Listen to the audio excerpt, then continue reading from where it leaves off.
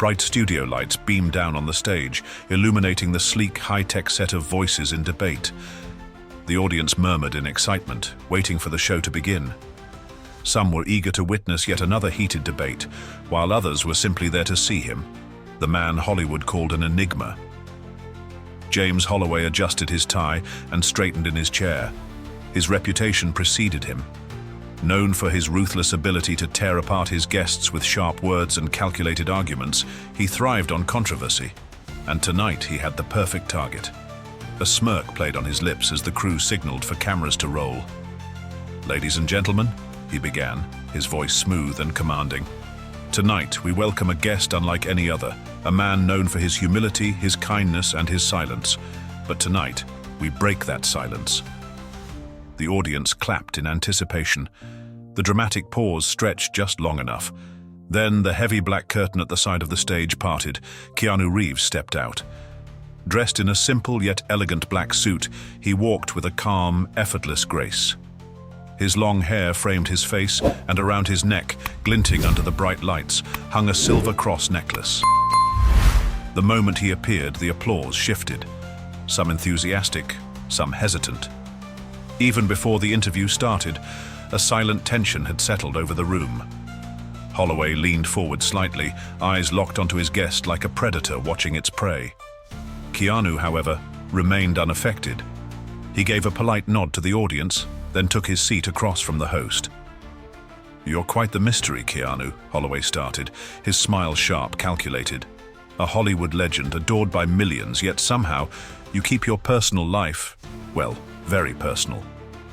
Keanu gave a small smile. "I believe actions speak louder than words." Holloway's eyes flickered to the cross on his chest. "That's interesting," he mused, "because that," he gestured towards the necklace, "is quite a statement." Keanu remained still. Holloway chuckled as if he had already won. "Tell me, Keanu, are you making a statement?" For the first time, Keanu lifted his fingers to the cross, lightly brushing over the metal. He didn't speak right away. The silence stretched. The audience leaned in. Then, with a calm, steady voice, he answered, "It's personal." Holloway's smirk widened. "Personal?" He let out a short, mocking laugh. "Come on, Keanu. You're a public figure. Everything you wear, everything you do, it's all a message." Keanu's gaze remained locked on him, but he said nothing. Holloway wasn't finished. He leaned forward, lowering his voice slightly, making sure the audience hung onto every word. "You're wearing a cross in 2025, he said, his tone dripping with condescension. "In a world that's moved beyond superstition, beyond blind faith. Why?" Keanu didn't react, but the tension in the room had shifted. The audience could feel it. Something was coming, something unexpected, and Holloway had no idea. The air in the studio felt heavier now, as if the weight of the question itself had altered the atmosphere. Holloway could sense it too, but he thrived in these moments, when his words dug under the skin of his guests, forcing them into a corner. He leaned back in his chair, confident that silence meant hesitation. Keanu, however, was not hesitating. He was watching. The audience waited, their anticipation thick. And then Keanu finally spoke, his voice calm but firm. "Why does it bother you?" Holloway's smirk twitched just slightly. "Excuse me?" Keanu's fingers grazed the silver cross once more, his eyes locked onto Holloway's. "You speak as if faith is something offensive, as if wearing this," he tapped the pendant lightly, "is an act of defiance." A few murmurs rippled through the audience. Holloway picked up on it instantly and decided to push harder. He gave an exaggerated chuckle, shaking his head. No, Keanu. You misunderstand. I'm just curious." He sat forward, pretending to soften his approach. "You're known for being thoughtful, for being grounded in reality. And yet here you are, clinging to an outdated symbol." The word outdated lingered in the air. Holloway let it sit there, waiting for a reaction. But Keanu didn't flinch. Instead, he tilted his head slightly, studying the host the way one might study a puzzle missing a few key pieces. "Outdated," he repeated, almost as if testing the word. Then, he leaned forward just a fraction, his voice even. James, do you believe in love? The question was unexpected. Holloway blinked. What? Love. Keanu's expression didn't change. Do you believe in it? A confused chuckle escaped Holloway. Of course I do. What does that have to do with... Can you prove it? The audience went silent. Holloway's fingers twitched on the armrest. He recovered quickly. Keanu, that's not the same thing, isn't it? Keanu asked, his voice smooth, unshaken.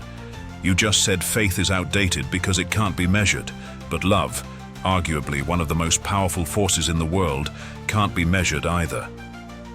Holloway narrowed his eyes. That's different. Love isn't some religious doctrine. Keanu didn't interrupt. He didn't need to. The audience was already seeing it. Holloway was playing defense. Realizing he was losing control of the conversation, the host straightened his posture, pushing forward before the tide could turn completely. All right, Keanu, let's cut through the philosophy. I'll ask again, why wear it? What message are you sending? A pause. Then Keanu spoke. I don't wear this to send a message. His voice was quiet, yet it carried through the studio with an unshakable weight. I wear it because it reminds me of who I am. Holloway scoffed. And who is that? Keanu gave the smallest smile. A man who doesn't need to justify his beliefs to make them real. The audience reacted before Holloway could. A soft, impressed murmur swept through the crowd. For the first time tonight, James Holloway wasn't sure if he was still in control. And Keanu knew it. Holloway shifted slightly in his chair, his fingers tightening on the armrest. He had interviewed politicians, intellectuals, and celebrities who cracked under his relentless questioning. But Keanu Reeves wasn't cracking. He wasn't even reacting the way guests usually did. No nervous laughter, no defensive explanations. Just calm, steady resistance. That wouldn't do. Holloway exhaled sharply and leaned in, his voice lowering, his smile sharper. That's a nice thought, Keanu, but let's be honest here. Religion, faith, has been used to justify war, persecution, oppression. People have suffered under the very symbol you wear. And yet, you sit here, presenting it as if it's some innocent personal reminder. He gestured dramatically toward the necklace. Do you understand the weight that carries? Keanu remained composed. The lights above reflected off the silver cross, making it glint for just a second before he spoke. I do. Holloway arched a brow, waiting for more. But Keanu let the silence linger. It was intentional. Holloway forced a short laugh. That's all. I do? Come on, Keanu. You've traveled the world. You've seen what blind faith can do. Are you saying none of it matters? Keanu didn't blink. Tell me, James, do you believe in justice? The shift was subtle, but it was there, the turn of control. Holloway frowned slightly, as if sensing it. Of course I do. Keanu nodded slowly, his voice measured. And yet, how many injustices have been committed in its name? The audience stilled. Holloway hesitated for just a fraction of a second, barely noticeable, but enough for Keanu to see it. Keanu leaned forward slightly, his voice quiet yet unwavering. People have done terrible things in the name of justice. Does that make justice itself evil? The room felt different now. Even the audience was caught in the weight of the words. Holloway's smile was tight, forced. He gestured vaguely, trying to regain his footing. That's not the same thing. Isn't it? Keanu asked simply. A ripple of hushed reaction spread through the audience. He wasn't arguing. He was exposing the flaw in the argument. Holloway's jaw tensed, his confidence shaken. He had pushed hundreds of guests into corners before, but Keanu Reeves was walking right through the walls. Still, Holloway wasn't about to let control slip away. Not yet. He took a slow breath, recomposing himself. Then his expression shifted, more casual, almost amused.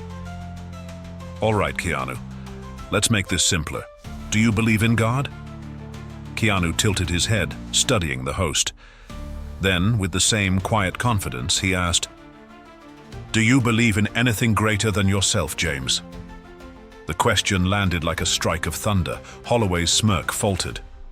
Just for a second, the audience felt it, and Keanu saw it. A flicker of something unreadable crossed Holloway's face. Maybe frustration, maybe something deeper, but it was gone as quickly as it appeared. He exhaled through his nose, a subtle smirk tugging at his lips as he leaned back in his chair, arms crossing over his chest. "Do I believe in something greater than myself?" he repeated, as if rolling the question around in his mind. "Keanu, you're a clever man, but I don't fall for rhetorical traps." Keanu didn't blink. "It's not a trap, it's a question." The audience stirred, shifting in their seats. They could sense it, the power in the air, the way the conversation had turned. Holloway was supposed to be the one pushing his guest into a corner, but now he was the one under the microscope. Holloway let out a dry chuckle. "Fine. You want an answer?" He spread his hands. "I believe in logic, in reason, in science. Things we can measure. Things that aren't based on centuries-old traditions that, let's be honest, have been used more for control than enlightenment." Keanu nodded slightly, as if considering the response. Then he asked, "And love?" Holloway frowned. "What? You believe in logic, reason, science?" Keanu's voice was gentle but firm. "Do you believe in love?" The room fell into silence again. Holloway blinked, his posture stiffening ever so slightly. "Of course I do." Keanu studied him for a moment before asking, "Can you measure it?" Holloway's jaw tensed. The audience felt the shift, another turn, another moment where the host found himself on unstable ground. Keanu's voice remained soft but unwavering. "Can you put love under a microscope? Can you quantify it?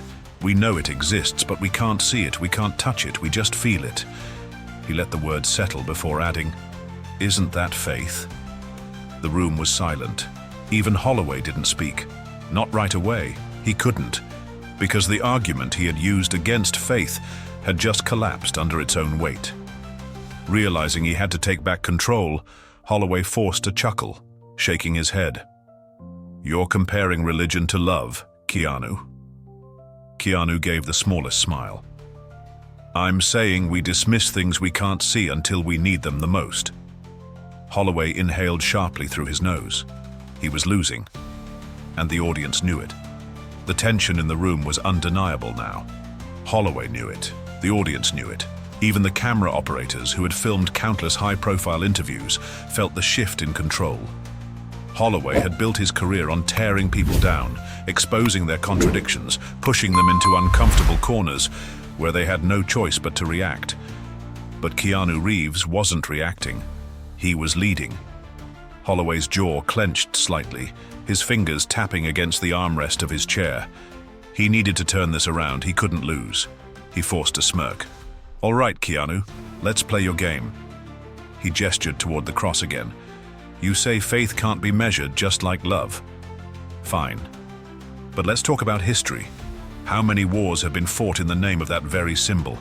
How many people have been persecuted, silenced, killed because of faith?" He leaned in, voice dropping, as if delivering a final blow. "Tell me, Keanu, do you wear that cross knowing the pain it's caused?" The audience went dead silent. It was a trap. If Keanu defended the cross, Holloway could accuse him of ignoring history. If he hesitated, it would seem like an admission of guilt. But Keanu wasn't trapped.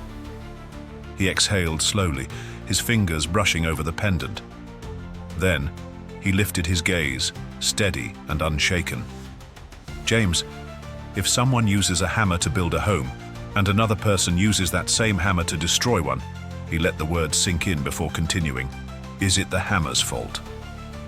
A wave of reaction swept through the audience, murmurs, nods, whispers. Holloway's smirk faded just slightly. Keanu's voice remained steady. "People have used faith as a weapon, just like they've used justice, power, and even science to control others.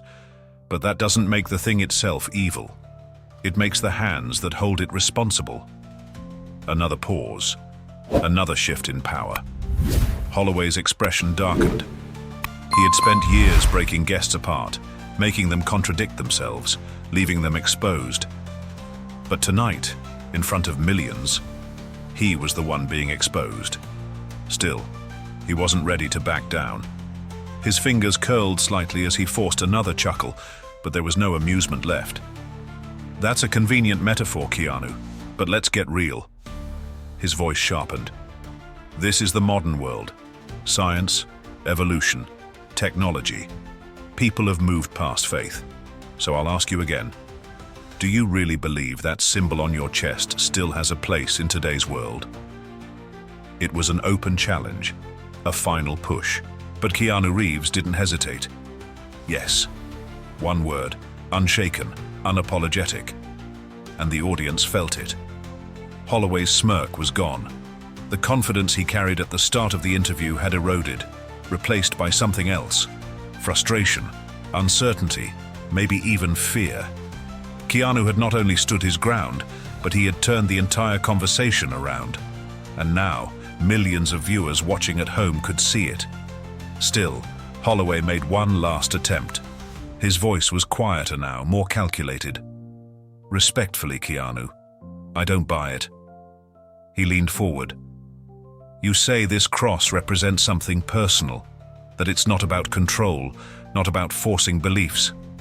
But the truth is, symbols have power, and people like you, celebrities, public figures, whether you admit it or not, you influence people.